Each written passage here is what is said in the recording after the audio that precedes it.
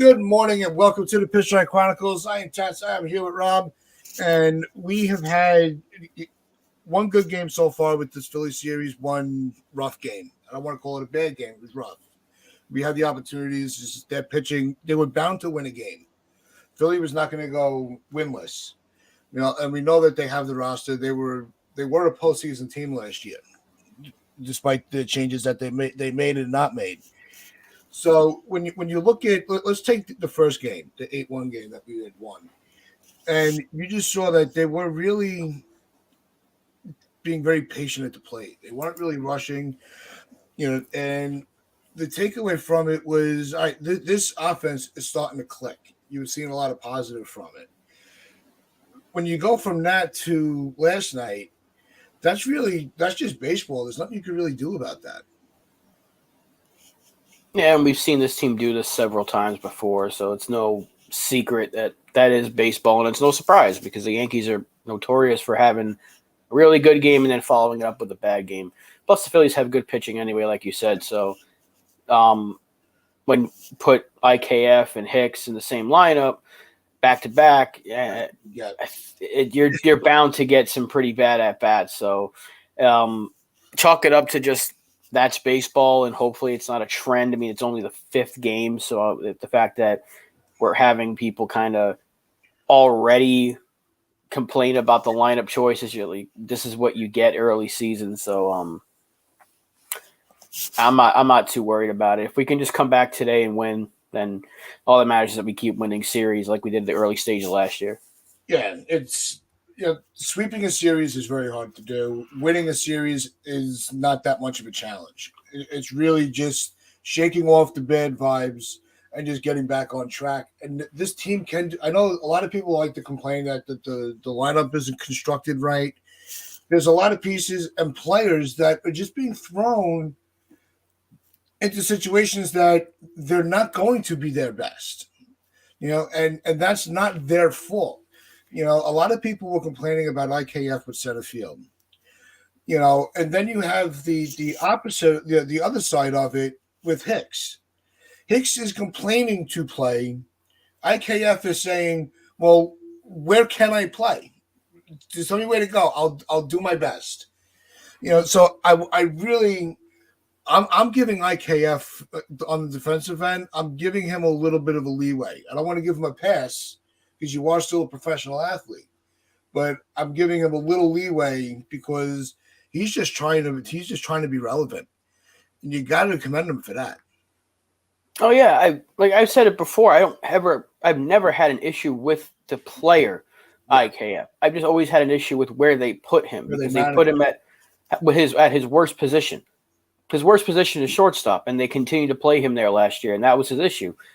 I have no problem with them trying him in left or right. I still don't think putting him in center field, it would have been better just to move on from him because he doesn't really offer you much anyway. But he is doing whatever it takes. He's like, look, if I lost the shortstop battle, it was a mutual thing. Put me in the outfield. Let's see how it goes. He's looked fine so far. He hasn't looked terrible. He hasn't looked lost. And then you do have Aaron Hicks, who's out there consistently. That's the one thing he's consistent at, and the one thing he's good at is complaining. Because the last 2 years he's complained about something and it's gone directly to Aaron Boone. And, last year I forgot exactly what it was, but it was when he got pulled from the game that he gave up on the play. He complained about that. And now he's complaining about not getting playing time. But when he does 2 days in a row, he's done 0 at the plate. He's gone 0 for 3 and I think 0 for 4 last night or 0 for 3 again. And all he does is draw walks. That's all he knows how to do. Yeah. So you wonder why he's not playing. The other thing is, though, Oswaldo Cabrera has gotten off to a really slow start as well. So what we all thought would have been the biggest issue for the Yankees was left field. We're only 5 games in, but it's been the weakest position so far because we've gotten 0 production from that spot. So I don't want to see Aaron Hicks. I would much rather see IKF than Aaron Hicks any day of the week because at least IKF is like, I'll play wherever you want to put me. I just want to play. But Aaron Hicks is like, no, I think look, he has every right to say he wants to play, but the fact that the Yankees are like, yeah, we'll give you playing time because you keep complaining, ignoring that he's either hurt or playing poorly.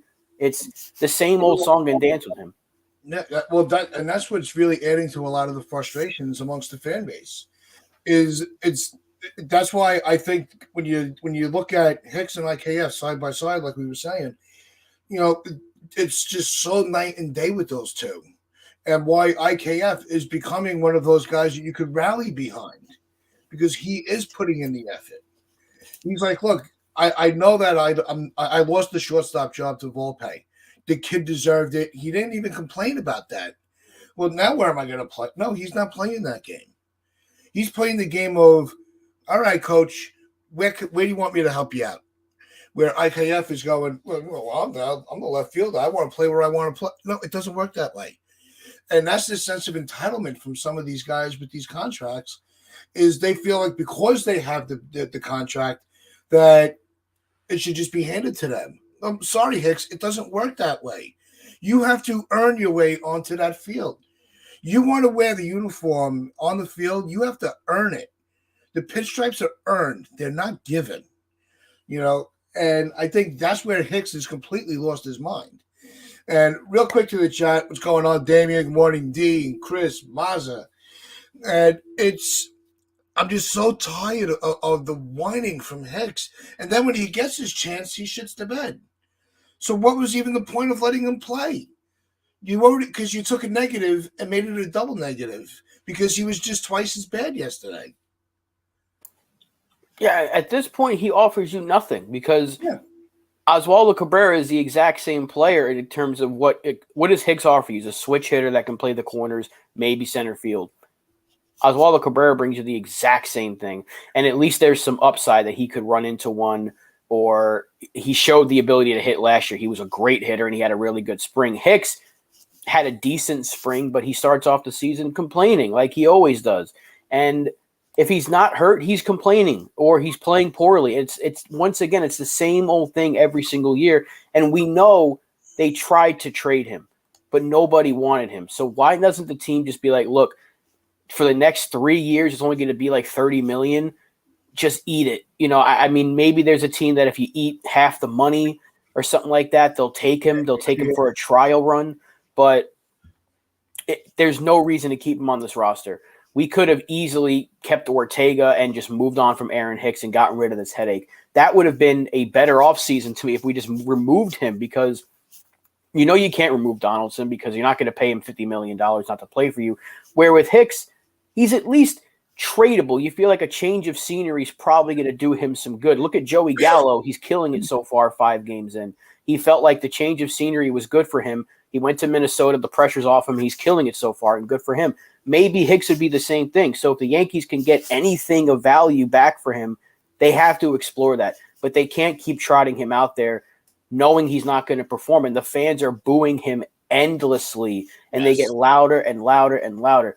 There's no reason to keep playing this guy. He's not good. He hasn't been good in the last 4 years. He had one good season for us, one good half a season, and he's either been hurt or shit ever since. So the experiment is way too long, 5-year experiment, and it has to end. You have to move on. There are several other options. I mean, Franchi Cordero is better than him right now, and he's played 1 game. So you have to end the experiment. You have to move on and just get rid of this headache because it makes the team worse if you continue to play players that are just complaining to get their way in. Meanwhile, Oswaldo Cabrera had a fantastic spring, plays 3 games and gets sat down in favor of the crybaby. He's 30 plus years old. It's like if I were to go to my job being like, I'm getting treated unfairly. We all get treated the same. You earn your playing time, and he hasn't earned it. Once again, if he's in the lineup again today, then we know that he's just getting pushed around. It's good you said that because the lineup is already out. And waiting for it to pull up on the phone right here. But, yeah, of course it's going to do that. But I'm curious to see where he ends, where the lineup looks like. So I got it here. I got it right here. Okay. I just pulled up. So we got LeMahieu leading off at second. We got Judge in center field. Rizzo at first. Torres is the DH. Donaldson at third. Cabrera in left. Cordero in right. Jovino behind the plate. Volpe at shortstop. Now, I think it's interesting that they're giving Stanton the night off. I think that that's a good move. I do like this lineup. I like Torres getting half the day off, putting him as the DH. Because let's be honest, Torres's at bats to start the season have been very, very productive. I am very impressed with how Torres is coming into this season, especially with all the drama around him, with all the trade rumors and the back and forth with fans, with the claims that he's holding up, spots, which is possible, but he's still only 26 years old. So with Torres, with this hot start, it's either going to convince the fans that, all right, let's erase those 2 years where they flipped, where they messed up his swing, they messed up his defense by playing him at short. Maybe we're getting the player back that we all expected, or it's just going to be, it's going to increase his trade value. He's been treated so unfairly by the fans. He never deserved to get traded in favor of Peraza. I'm sorry. It's just the Yankees said they wanted to have that be the middle infield of the future. So they're basically tipping their hand as like, well, you're not part of the future. And they tried to trade him last year, and that trade obviously fell through. But he proved last year, and even if you look at his 2021, it wasn't a terrible year, just the power wasn't there. Yeah. If he had hit maybe 6 more home runs or something, even if he got like 20, he had 9 that year, and he drove in 51, but he still hit 259. He had a 331 on base. Just the power was really down that year, and obviously his defense was terrible at shortstop. So the Yankees are the reason why you saw Torres' production fall down, because even with the juiced ball year, he still had 24 home runs in his rookie season. So like he's a guy that can hit you 25 to maybe 30 a year without a juiced ball. He's got a very good glove at second. He's proved that last year. He was a fine defensive second baseman for 2 straight years. So I don't know why people are so quick to want to get rid of him. Why? Because he hasn't run to first. Like, if that's your lone reason for wanting to get rid of a player, I'm sorry, you're just being completely ignorant about the whole situation. He's a good player. He's a guy that has fun on the field. He's a guy that people like. I don't know why people want to get rid of him so quickly. And they act like as if there's a trade out there right now that gets you an upgrade. There isn't, because it would have happened. If there was a player that you could get for Gleyber Torres, like, okay, we have a position of strength for another team's position of strength, fine. I can live with that. Like if it was Torres for Varsho back before he got traded, or Torres for McCarthy, and we got a left fielder and the Diamondbacks got a second baseman. Okay, we needed it. We have the guys to move up from the minor leagues, and we move on. But Torres has consistently been one of our best players year after year, and people are so quick, like, I got to get rid of him now. He's under contract for 2 more years. And if we were to decide to move and have him be the second baseman, I'd be fine with that, to be perfectly honest. I'd be perfectly fine with that. So far, so good. It's only 5 games, but if you think about it, if he repeated last year's performance, it's another really good season. He had a great year last year, and people forget that. 1 bad month where the entire lineup was bad. So he gets such a negative reaction from certain people for no reason at all. He's done nothing but play where they put him. And he didn't complain about it either. Like, they put him at short, and he clearly was struggling. He just kept trying to go out there every day. He was trying to get better and better. It just wasn't working. And the Yankees were saying, well, we're not going to move you back until it was 2 weeks left in the season. They decided it's not working. It was their fault, not his. And he went out there and he played his ass off. I'm sorry, but he does not deserve the hate that he gets from some people. Not everybody, but some people. Yeah. Hey, what's going on, Medina? Welcome. And no, with Torres, yeah, it's definitely unwarranted. And a lot of the issue that you'll see is a lot of people will talk about his baseball IQ. Where he, sometimes he won't read when to just run it out and make the defense make the play. Because you never know what'll happen. An errant throw, it goes into the dirt and gets past the first baseman, bam, you're safe. But then last night, we were all, everybody was cheering how well he's been playing, doing at the plate. And then he has the base running error where he get, but it was a hit and run. And where he messed up was, it was on the hit and run, the ball got elevated where it ended up being a line out. and he didn't get back to the bag. They just drew him out. They just drew him out to first base. So everybody went up and I was like, "Oh, there's the Torres that we've all been waiting to shit on." And I don't think upon review, I'm like, you know what? It's really he should have known when the ball goes up in the air, you stop your run and you start leaning back towards first base. You should be able to make it to second if back to either bag if the ball drops or not. That's where the mistake was made. But it's going to be one of many errors that anybody on the team is going to make. Nobody goes through a season without making an error. I'm sorry.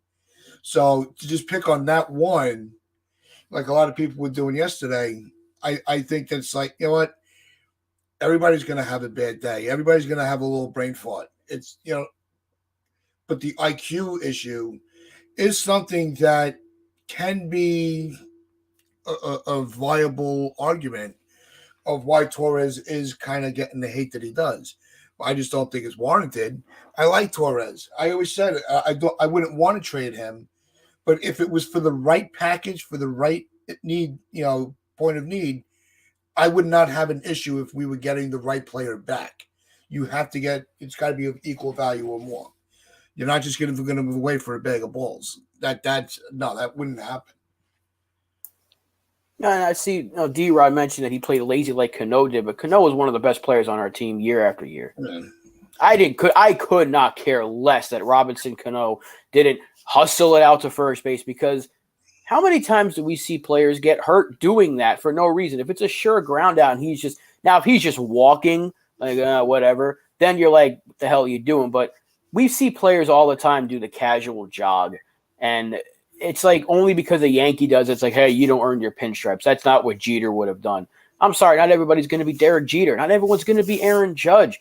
Giancarlo Stanton doesn't tear it up to first base every time, too, and we don't get on him for that. If it's like a sure thing, I don't really care that you're not sprinting to first base. I know anything could happen. We saw it happen on, I think, opening day or the second game of the season where Stanton almost hit into a double play and they misplayed the ball or the pitcher threw it away. So I know anything can happen, but like to pick on a player for that and be like he's lazy when he's done nothing but play almost every game since he's been here and just consistently doing what he can to help the team, even moving over to shortstop, and even though he wasn't comfortable there, he still gets a bad rap because he doesn't run to first base.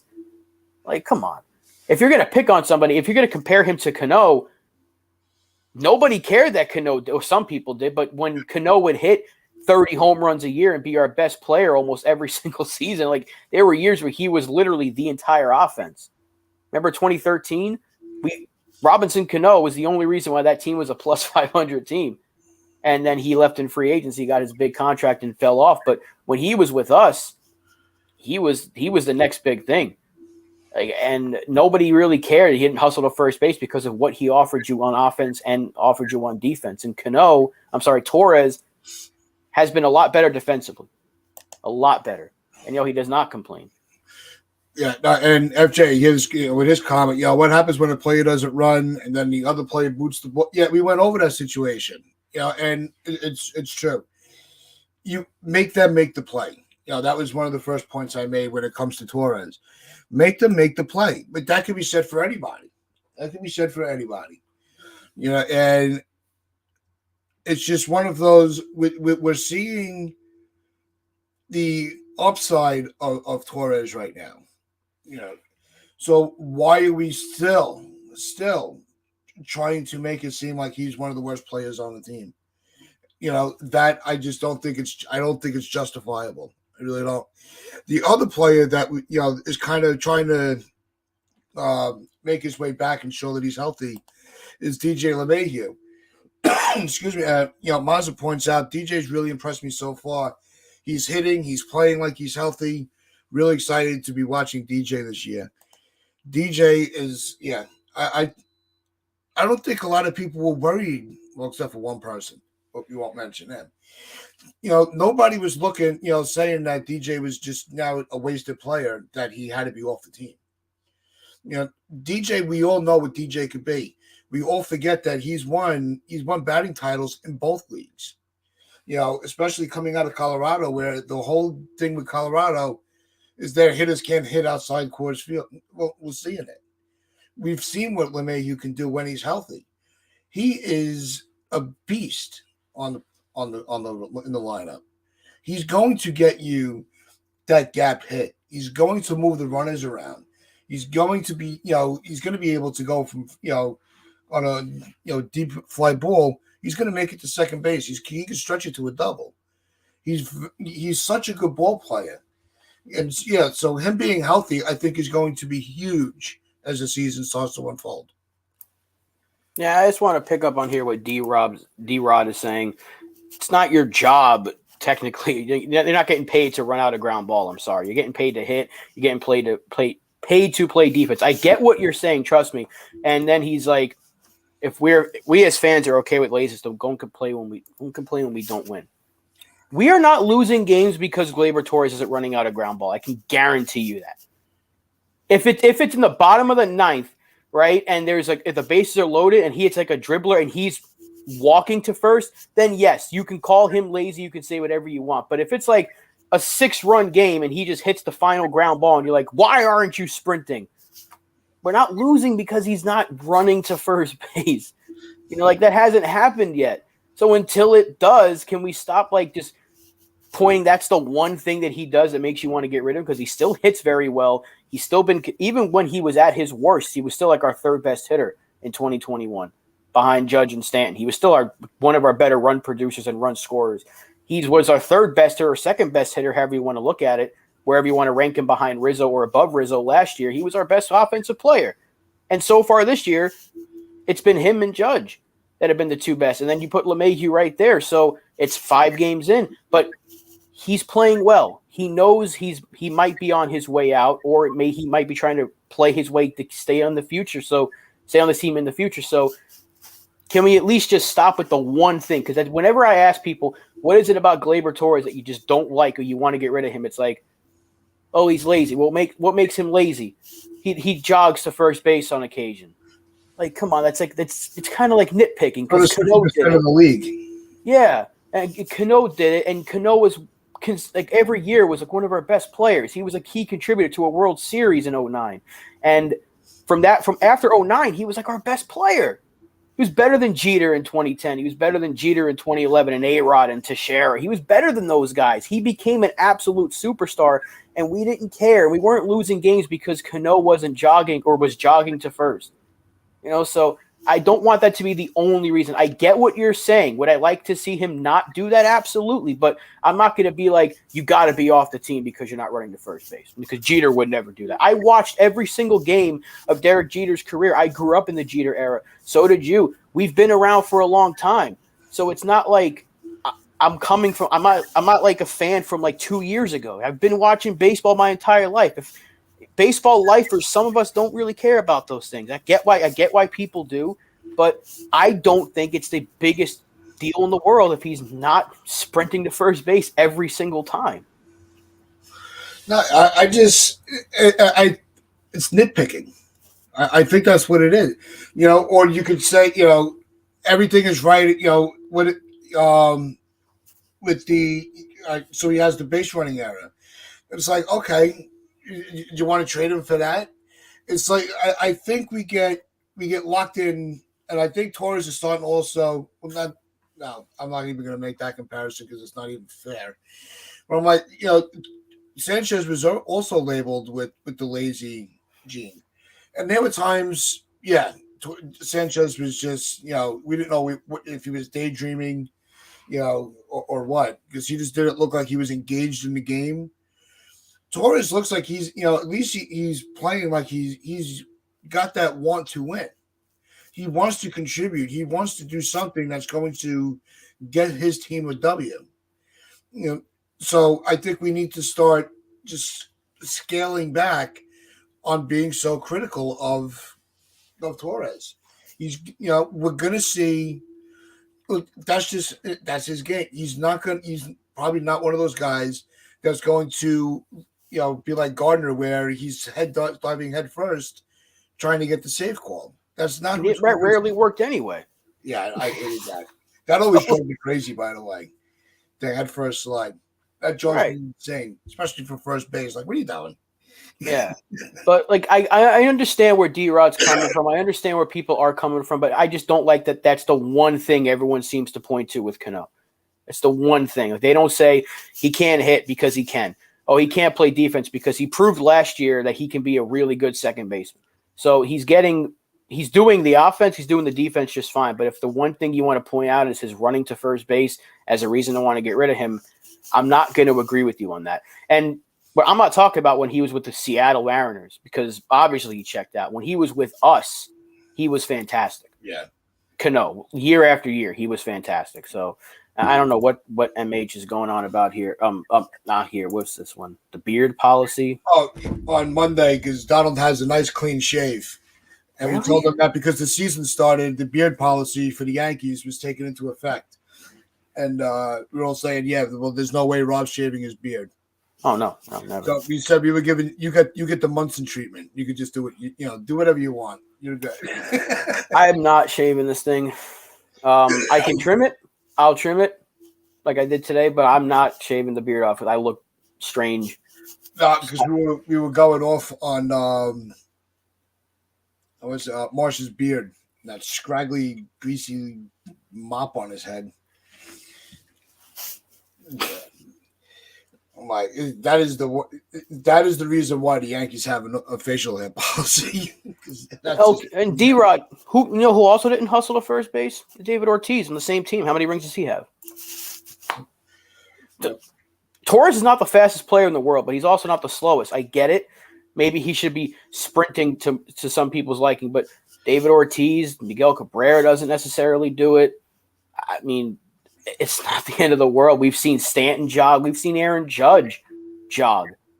It's not the biggest issue to me that if he was doing it every single time, then yeah, you'd have a problem. But they seem to point it out whenever he does do it. It's like the sky's falling with him, but he's still a really good player. I just want to move on from the Torres stuff, but yeah. I don't want to keep arguing about it. But if you're gonna talk about Pedroia, you better talk about Ortiz, because he has just as many rings, and nobody gave a damn about Ortiz's base running because the guy would hit you 45 a year and always come up and when you needed him most. And Gleyber Torres has been actually a good player in the postseason. People seem to forget that. He's had some big hits in the playoffs. Yeah, let's switch it up to the pitching, because we saw last night. We saw Domingo Germán had his first start. What was your impressions of how his outing went?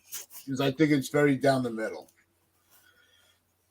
I'm sorry. I know he was a DH. MH. I'm not stupid. I know he was a DH. I'm talking about base running.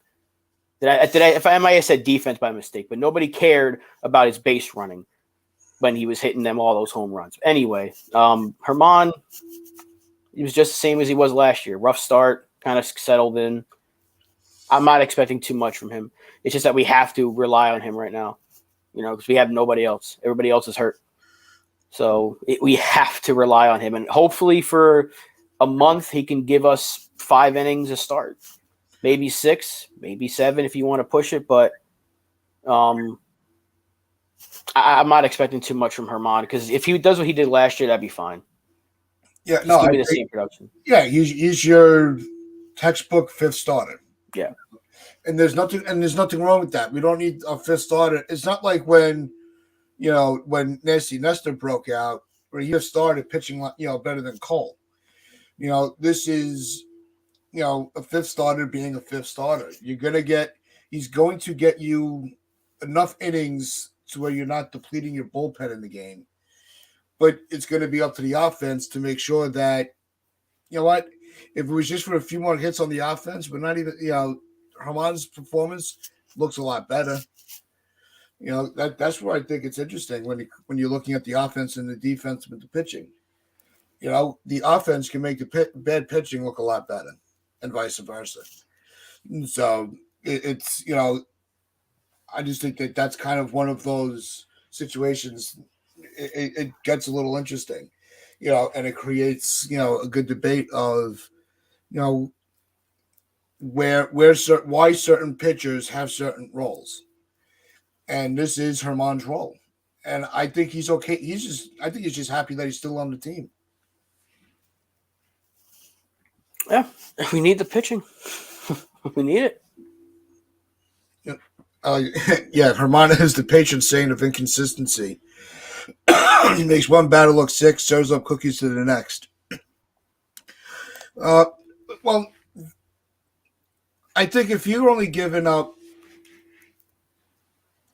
a couple, he had a couple of the solo shots. He laid up, but look at also, when you're giving up a solo home run to Schwarber. Schwarber's a beast at the plate. He's not. He's having a rough start. They're all having. The one thing you hope is that it does not give that boost to Philly where they just come out and smack us again.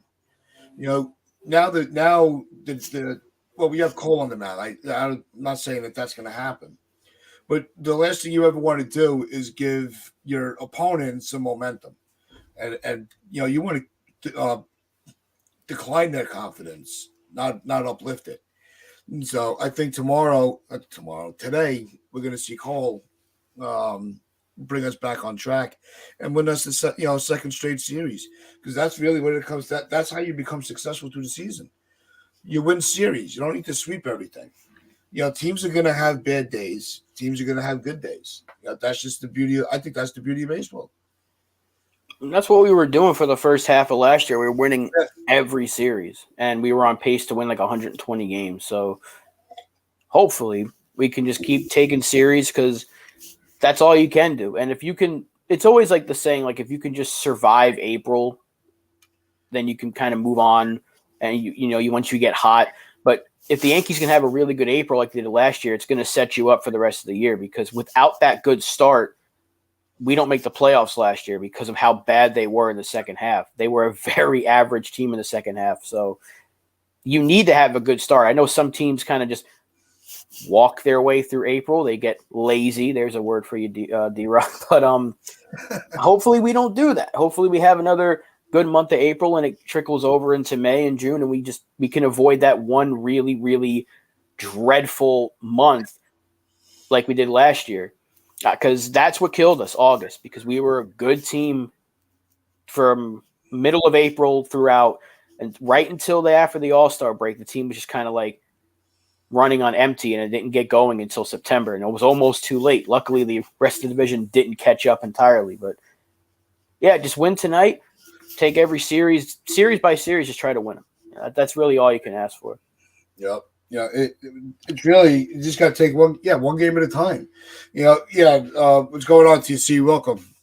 And he's glad, and he's saying he's glad Hicks isn't playing. Believe me, we are all glad that Hicks is not playing. I think we've already seen enough of him for the year. But reason I bring Hicks back up into the conversation is something that happened in the game yesterday with our captain. And after that last at bat, Hicks goes into the dugout. He screams into the cubby, and right away, Judge is there talking to him. And I think that Judge is really is taking this, him being a captain, he's taking it very seriously. There was also a clip, there was no audio to it, with him being very animated talking with Brian Cashman. So he's very engaged in what's going on. He's going to talk to everybody. And I think the fact that he just goes over and tries to calm Hicks down if the Hicks continues to fuck up, you're seeing that, he's going to be right there doing what the captain should be doing. And that's being a leader, keeping everybody's head high.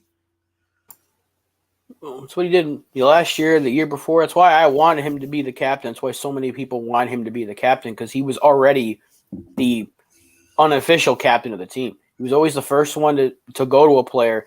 And look, I know Aaron Hicks doesn't like getting booed. I know no player likes to hear themselves get booed. No player likes to sit on the bench. Everyone wants to play. So it's like I said earlier, he has every right to want to play. He has every right to say, I want to be out there. I don't want to only be a pinch hitter. I get that. I truly do.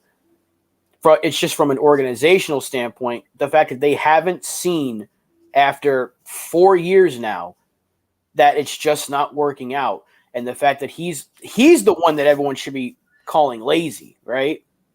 But I know Judge is going to go to everybody when they have a rough at bat. But the fact that it's Aaron Hicks, it's like conveniently enough, who's the guy that's complaining all the time? And now he has to get consoled about it. So it's like everyone's going to be like, oh, there's baby. There's, Aaron Hicks being a baby again, grown ass man. But I can't defend him anymore. I can't do it. What Judge did was great, and he's my captain, and I love the fact that he got the captain status. But there's nothing that Aaron Hicks is going to be able to do besides playing better when he does play and just shutting up and playing. That's going to make me be like, I'll keep my mouth shut, because he's the player that I just can't watch anymore. I'd rather suffer through another year of Donaldson, because I can't deal with Aaron Hicks anymore, because Donaldson has every right to complain too. If you think about it, he sucked. And he was getting cast aside by a lot of the fans. We hated him, right? And we still do. Oh, yeah. But what is he? He's gone out there. He had a good spring.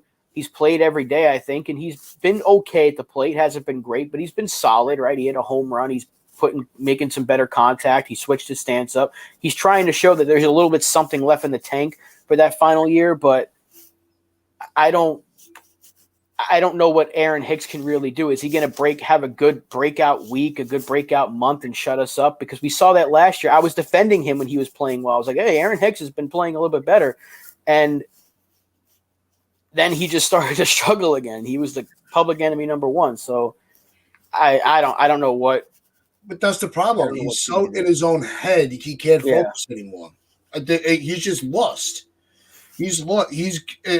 We all say we all watched the play that he gave up on, but he's also given up on it. He gave up on himself and his talent, because when your confidence goes to that level and it's that low, it's almost impossible to bounce back, especially with in the bright lights of New York, because we already saw it with Gallo. When we break you down to that point, you're just done. There's no turning back. I think Hicks is at that point. I think he's been at that point, and it's a problem. Yeah, we have to move on. The team has to move on from him. And it's also affecting the lineup, because there was no consistency in the lineup yesterday. It was just really a weird lineup. When you have Donaldson and Hicks back to back in the lineup, that's a recipe for trouble. A recipe for disappointment, even. Because look at the last inning of the game, right? They're on the verge. Stanton gets on. Now the tying run comes up to the plate, and who is it? Donaldson. Okay, maybe he gets something going, but then that Hicks is behind him, and you're like, well, if Donaldson doesn't tie it, then that's it. Like, there was no confidence that Hicks was going to be able to do anything, and that's just that was a punt lineup. But I think with I know they're trying to keep as many people loose as possible, but you also have to play your hot hand. I don't care what point of the season it is. You can't give away games in April and then complain when you fall one game short in September. That's and I think that's where, if it would have been there are losing games, and then there are games you lost. Yesterday was the game they lost. And you can call it. I don't want to call a game, the fifth game of the season, a punt, but it kind of looked like they did. You sat. I think Rizzo sat, but you put IKF and Hicks in the same lineup. But to be perfectly honest, we don't have much of anything else anyway. So if you wanted to sit Rizzo, it's like, who are you going to put in his spot? Like, that's why LeMahieu is there. So Franchy Cordero is not like this special bat off the bench. It's not like we have this big bat off the bench right now. So any lineup that sits Rizzo or Judge or Stanton can be looked at as a punt, or Torres, right? So, but the fact that both Hicks and Donaldson and IKF were there at the same time, kind of looks like a punt. But that's what we're dealing with. That's why so many people were like, yeah, it's great you brought back Judge and Rizzo, but you didn't improve left field. So, but again, 5 games in, I'm not going to call it a punt because today we're seeing a much healthier lineup. So I get why people are saying that, but I don't know. What's technically? Well, it's also, when you have a day game, night game, this is not something new that managers do. They'll give, because a lot of them, they don't like certain players playing night game and day game. So I could see why we had, was it Higgy behind the plate last night? And IKF, Hicks, Higgy, thanks TC. When you get guys like that, you also, Rizzo's been, we all know Rizzo's history with his back. All right, we don't need to go through the whole medical chart. You want to have him maybe play a day game, give him the night game off. This way they're not overextending themselves. So I think that was also a part of it too, which is because of the game times. Yeah, today's a day game after a night game, so that's why Stanton's sitting. But you're going to see this every time in the early season. It's the first week. We haven't even played a week's worth of games yet, so you're going to see different lineups out there until one sticks. The only thing that's really stuck is Volpe's been there every day in the 9 spot. So yeah, but I actually I think it's very well done by whoever's creating the lineup. We never know who's deemed with that task. That throughout this homestand, we are seeing Volpe in the lineup to start the season. Because kid, not that you're only coming to see one player, but when you have this kid that we've all heard about for so long, get the call, and it's your people are going to see certain players. So I think them letting him play in all 6 of the home games to start, I think is a good job by the Yankees to make sure that everybody gets a chance to see him. Yeah, I mean, I want him to play as much as possible. Yeah. We know he's going to get a day off because the baseball season is long. I thought it was going to be today, long. To be honest with you. I thought so too. I thought they'd sit him at one point, but maybe they'll sit him during the Baltimore series. So we play next, right? It's Baltimore, so yeah, they'll sit him. I think at some point they're either going to DH him or just sit him, but the issue is we really don't have a shortstop behind him, so we're probably going to see IKF out there. And then people are going to be like, oh, well, you need a backup. This is why Peraza should be here. Maybe he does play every day. Maybe he is the one guy that kind of breaks that mold because it'd be nice, but I still think baseball. I don't know. I think baseball season's way too long. I'm fine with giving guys rest in the early stages, so that's why I don't really care that they punted yesterday because, like, if I want Rizzo to get a day off in Game 4 or Game 5, I'm not going to be like, you're punting. You should, this is ridiculous. Yeah. And the Ford train, Mazza pointed out, DJ's hitting 294, just putting that out there. We talked about how he's been having a bounce back. And LI, yeah, we know what Torres is doing. We actually talked very highly of him in the beginning of the show. We were saying how this is the Torres that we've been waiting to see. He's had a couple of hiccups with some of his, his IQ moments, but he's going to be fine. We actually are really enjoying watching him play this year. He came ready to go. So it's not like we're just bashing Torres. When you're looking at the who was it? FJ brought up King, saying King needs to find himself. He's been a little off. I think that it's just early season coming back off the injury. I just said it with Donald on Monday. With King and Holmes, I'm giving them a little bit of a leash to kind of get into a rhythm and really feel confident that when they have self-confidence that they're healed and there's not going to be any setbacks. So I think it's going to be, I would say, another couple of weeks, and we'll start to see if they're really on their way back or if there's really trouble in the bullpen. Yeah, I'm not worried when a guy 2 games, 3 games in is struggling, because on the flip side, look at Aroldis Chapman in Kansas City. Everyone's like, oh, he's looking like he's back. He's throwing 104. How many times did he do that for us last year in April and then shit the bed the rest of the way through? So it's still too early.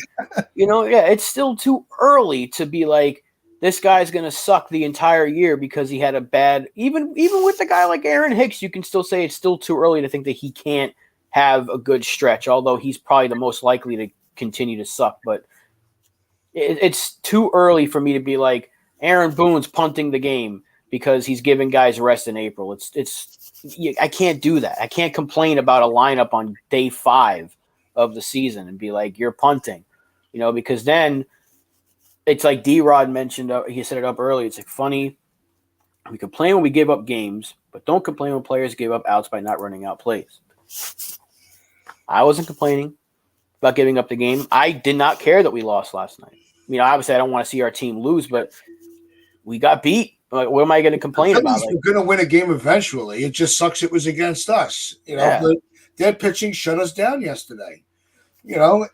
Was it also contributed to the way that the lineup was constructed? That's very possible. It could have been on our regular lineup, and they could have done the same thing.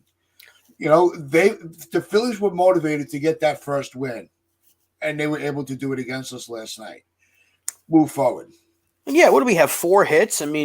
The only guys that came up with hits were, not even Judge had a hit. All he did was draw a walk. So, Donaldson was still in there. You can look at Donaldson, Hicks, IKF, Higashioka, but it's not like Trevino is a much better option offensively, because Trevino's not that good of a bat, and he never was. So you know him for his defense. And if you put Rizzo in there, you got one better bat, but that's it. Like, who else is there? Cabrera, he hasn't been that good so far. So it's kind of like a wash between him and Hicks. Yeah, Cabrera's come out of the gate a little slow on the right now. It's a wash. Again, that's not going to be the case. But if you're going by the very small sample size, nobody on the bench is really going to give you that immediate upgrade. So, I don't think it was necessarily they're punting the game. It's just like, I can't complain about losing the 5th game of the season when we've won 3 out of 4 prior to it. And if we win today, guess what? We've taken the first 2 series. So a lot can change. This always happens early season. We overreact to certain things and we underreact to certain things. If this was August and we're seeing this lineup, I'd be like, okay, this is a little annoying. But again, we don't know what stats are going to look like. Who's even going to be on this team come August? So I can't look at the first 5 games and be like, yeah, Aaron Boone's doing the same old shtick. We knew he was going to rest players. He said it already. It's not like this is any secret. He said it. We're not going to change our approach. Yeah, and I think when you who was it? TC. You can't rest everyone on the same day.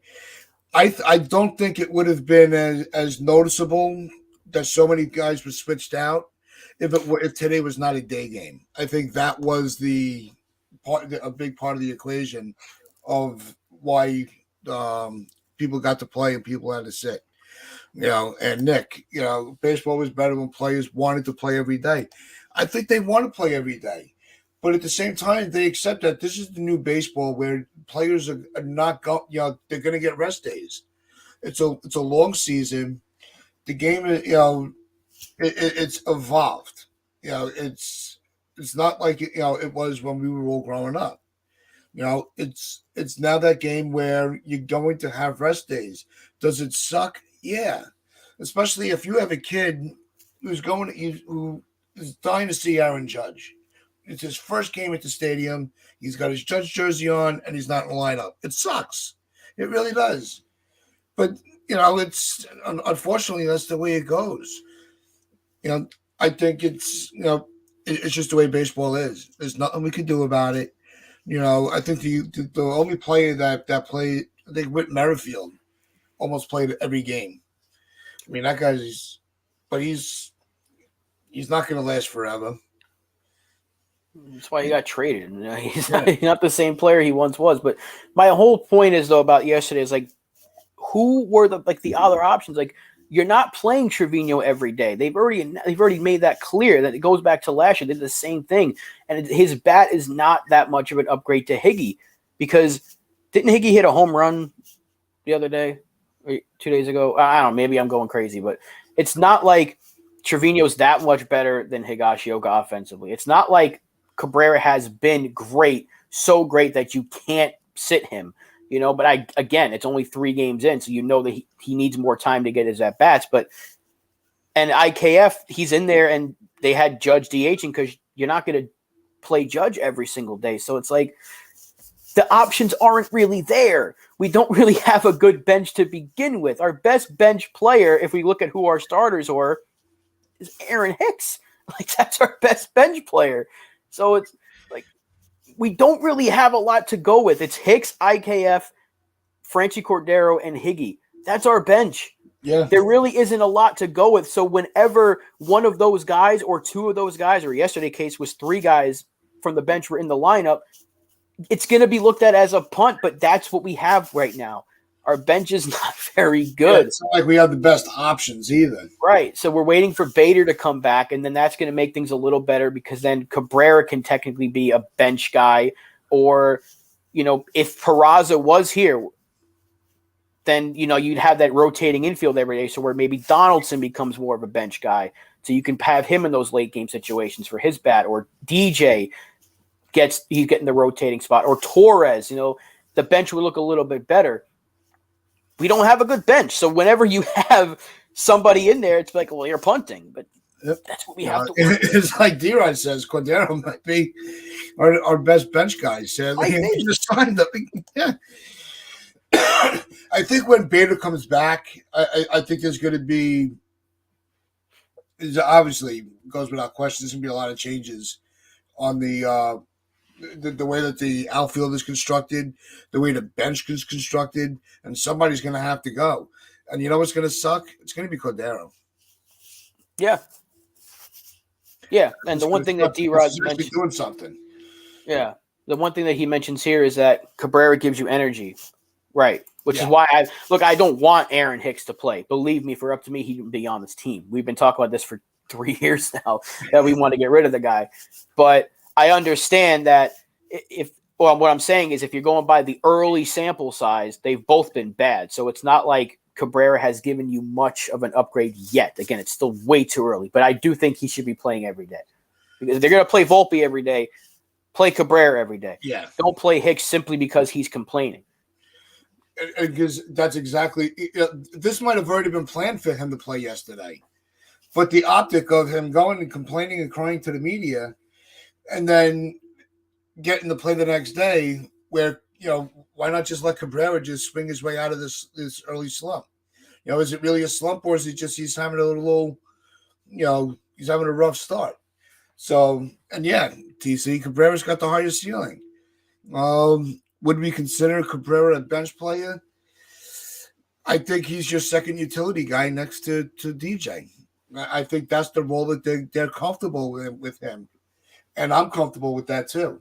I think that if he's going to be a utility guy along with DJ, I think that is only going to escalate is going to raise his ceiling even more, because we all know what Cabrera can do, especially when it comes to being flexible defensively. We know what he can do with the bat. It's just not clicking right now. But I don't think that this is something that's going to be like that he was a flash in the pan last year. I think Cabrera, once he starts going, you're going to see a much better, more consistent player. Yeah. Look, ideally, he is your super utility player. Yeah. Because he can play everywhere, literally everywhere. They didn't have him play everywhere for no reason at all. And we did, yeah. We did. But if Bader's healthy, we probably don't see Cabrera in left field that much anyway. I would think Stanton plays more. But then again, they might want Cabrera out there simply so Judge doesn't have to be in left or right, or just stays in right field. But Bader's like the one thing that's kind of holding things up. So when we get him back, we'll have a little more clear picture, and we'll see what they really want to do with Cabrera. And there's still a chance that they maybe make something happen down the line this season to get a left fielder, and then they can use Cabrera more of that utility role, because I would trust him as the backup shortstop more than I would IKF at this point. So the day that Volpe does eventually have to sit, I would much rather Cabrera be the shortstop than IKF, and I would at this point keep IKF in center field because he hasn't looked that bad. Yeah, only 2 games, but he hasn't looked terrible. And when you look at it, the Yankees are 3-2, could have been, 6-0, could have been 5-1, but the record is what it is. But also take into effect that, we don't have Bader, so you're not seeing your true outfield that you're going to be working with all year. And we're still missing Rodon and Sevy. So we still don't have Canely. And then there's one other pitcher I'm forgetting. And so we don't even have this team at full strength yet. And look what they've been, look at how they've won their games, or how they're playing at a competitive level. And so the ceiling for this team is still not even reached, because you still that's why we're seeing people out of position, because we're just waiting for those pieces to come back. So I think this is going to, and this is just the beginning. I think that this is really Trevino. Thanks, TC. What would I do without you? So I just think that that's what's going to happen. This team they are definitely going to win a lot of. They're going to get very close to a 100-game season if this team is healthy and clicking. Yeah, there's no reason why they can't. It's just they got to stay healthy. That's the biggest thing. So when we get our guys back, they're going to win a lot of games. And I think eventually we'll see Dominguez at some point this year as well, and that could make things a little bit clearer, whether he's a left fielder or center fielder moving forward. You could see Spencer Jones at some point. That is actually true. I think a couple of games a season maybe. Yeah, but not every single day. That was terrible last year, and that's exactly why he lost the job in the spring, because he was playing shortstop and he did not play it well compared to Volpe. And Volpe's had a couple of hiccups so far. Let's be honest. He's had a couple of hiccups in the field so far this year, but he's owned up to it, and we're gonna have to be patient with him. That's what we all said. Like, we wanted him up here, so now we got to be patient with it. So it is what it is. It's every single year this happens in the early stages, and we want to react like it's September, but it's not. We have to be a little more patient. Let's wait until at least we play like 15 games first. Like, let's give it. Wait till we get to 10, because it's 5 games in. We're still we still have a winning record. We're not at full strength. Just 2 days ago, we're like, this team's tearing the cover off the ball. And then yesterday, it's like, they're back to the same old Yankees. They're punting lineups. Screw this team. That's what I love about the game, because it's so day to day. Because like they say, the game changes with the next game starting pitcher. And it's just so true, because you're going to have games where your ace is pitching like your 5. Your 5 is pitching like your ace. Your big power bat is going to play like Hicks. There are going to be games where it just doesn't make any sense, and there are going to be days where everything is just flawless, and that's what I love about it. We've been too patient with, not us, but not us. The team. The team. Fortrain, when this team gets to full strength, I believe our team will be absolutely. Andres Chaparro, I would like to see him up. Maybe as like the backup first baseman or a DH bat, because he's got some pop, and I would like to see him at some point this year. Yeah. And then Nicky, wait 6 weeks. Yeah, that's a good day. You give him like the first month. Yeah. Because even in May, you're like, it's still very early. So if we're in the middle of May and this team's, whether it's a game out of first place or we're in first place by a couple of games, we might not even be at full strength then, because we don't know how long Rodon's going to need. We don't know how long Bader's going to need, and Severino. And then you don't know about the bullpen arms. But so far, Hamilton looked good in his first game. Cordero looked good so far. So, like, they've got depth in the bullpen. It's just that our offense is very limited to what we have. So, like, you're going to have days like that where the bench is in there, and you're just like, this is what we got to work with. So, Bader needs to be healthy. And then maybe at some point we'll see a guy like Andres Chaparro get a shot. And then later down the line, they'll make a trade towards a deadline or give a guy like Dominguez a shot. It's still too early to be like we're punting games because that's our bench. Our bench is just bad. Let's just call it what it is. Our bench is bad. Cordero offers you one thing. You also don't want to take the risk of rushing Bader back. Yeah. Let him come back when he's ready. It's early. It's not like it's September where you need to get him you need to get him ready for October. It's it's only April. So there's no reason to rush anybody back. Bader, Rodon, Sevy, Canely. There's no rush. No rush.